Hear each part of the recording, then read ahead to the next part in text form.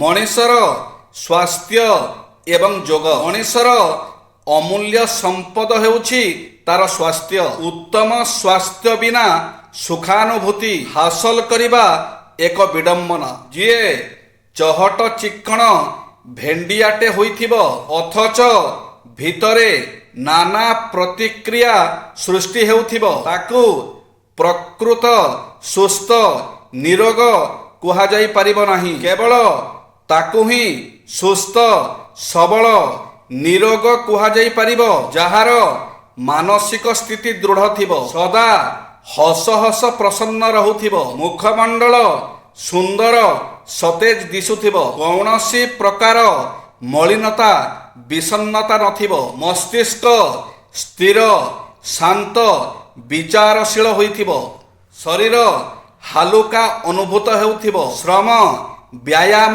କଲେ କ୍ଳାନ୍ତି ଆସୁନଥିବ, ମନରେ ଉତ୍ସାହ ଉଦ୍ଦୀପନା ଭରିଥିବ, କୌଣସି କ୍ଷେତ୍ରରେ କୁଣ୍ଠା ଆସୁନଥିବ, ଶାରୀରିକ ସନ୍ତୁଳନ ବଜାୟ ରହୁଥିବ, ଆତ୍ମିକ ଶାନ୍ତି ମିଳିପାରୁଥିବ, ପାଚନ ଶକ୍ତି ତେଜିଆନ ଥିବ, ବିରେଚନ ଠିକ ଭାବରେ ହେଉଥିବ। ଦାମ୍ପତ୍ୟ ଜୀବନ ସୁଖମୟ ନ ହେବାର କାରଣ। ବିଭିନ୍ନ କାରଣରୁ ଅଧିକାଂଶଙ୍କର ଦାମ୍ପତ୍ୟ ଜୀବନରେ ତିକ୍ତତା ଆସିଥାଏ। ସ୍ୱାମୀ ସ୍ତ୍ରୀଙ୍କ ମଧ୍ୟରେ ଉତ୍ତମ ବୁଝାମଣା ହୋଇପାରିଲେ ଏ ସମସ୍ୟାର ସମାଧାନ ହୋଇପାରିଥାଏ। ତେବେ ସୁଖମୟ ନ ହେବାର କାରଣ ପ୍ରଥମେ ଜାଣିବା ଆବଶ୍ୟକ। ପ୍ରେମ ବିବାହରେ ଉତ୍ତମ ବୁଝାମଣା ନ ରହିଲେ, ବାପା ମାଙ୍କ ଇଚ୍ଛା ବିରୁଦ୍ଧରେ ବିବାହ କଲେ, ଘର ଜ୍ୱାଇଁ ହୋଇ ରହିଲେ, ସର୍ବଦା ମଦ୍ୟପାନ କଲେ, ଆର୍ଥିକ ଅଭାବ ଅନଟନ ଲାଗି ରହିଲେ, ମିଛର ଆଶ୍ରୟ ନେଲେ, ବିବାହ ପରେ ଅନ୍ୟ ପୁରୁଷ ସ୍ତ୍ରୀ ସହ ସମ୍ପର୍କ ରଖିଲେ, ଗରିବ ଘର ପୁଅ ଧନୀ ଘର ଝିଅ ବିବାହ କଲେ, ଯୌତୁକ ଲୋଭ କଲେ, ଶାଳୀ ସହିତ ସମ୍ପର୍କ ରଖିଲେ, ସମୁଦ୍ରରେ ସ୍ନାନ କଲାବେଳେ ନଈ ପଡ଼ିଲେ ମାଡ଼ି ଆସୁଥିବା ଲହଡ଼ି ଆମ ଉପର ଦେଇ ଚାଲିଯା ଆମର କୌଣସି କ୍ଷତି କରିପାରେ ନାହିଁ। ଠିକ୍ ସେହିପରି ଜୀବନରେ ଦୁଃଖ କଷ୍ଟ ଆସିଲେ ଧୈର୍ଯ୍ୟର ସହିତ ମଥା ପାତି ସହିଗଲେ ଆମର କୌଣସି କ୍ଷତି ହୁଏ ନାହିଁ।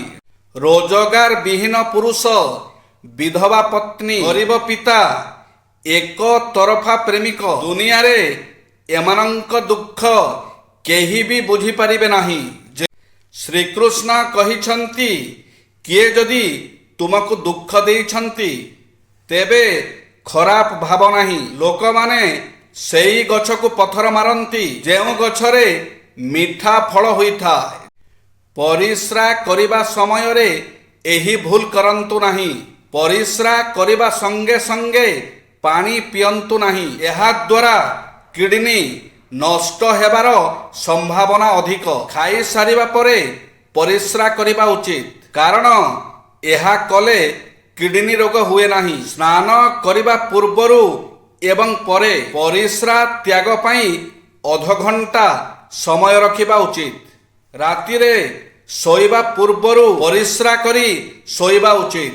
ନିଜ ଭାଗ୍ୟ ମଜବୁତ କିପରି କରିବେ? ସୂର୍ଯ୍ୟ ଉଦୟ ପୂର୍ବରୁ ଉଠନ୍ତୁ। ସୂର୍ଯ୍ୟ ଉଦୟ ସମୟରେ ଜଳ ଚଢ଼ାନ୍ତୁ। ସ୍ତ୍ରୀଙ୍କର ସମ୍ମାନ କରନ୍ତୁ। ସୁଗନ୍ଧିତ ବାସ ଅତର ବ୍ୟବହାର କରନ୍ତୁ। ନିଜ ଲୁଗାପଟା ସର୍ବଦା ପରିଷ୍କାର ରଖନ୍ତୁ। ପ୍ରତିଦିନ ଗାୟତ୍ରୀ ମନ୍ତ୍ର ଜପ କରନ୍ତୁ। ପ୍ରତିଦିନ ମନ୍ଦିର ଯାଇ ଭଗବାନଙ୍କର ଦର୍ଶନ କରନ୍ତୁ।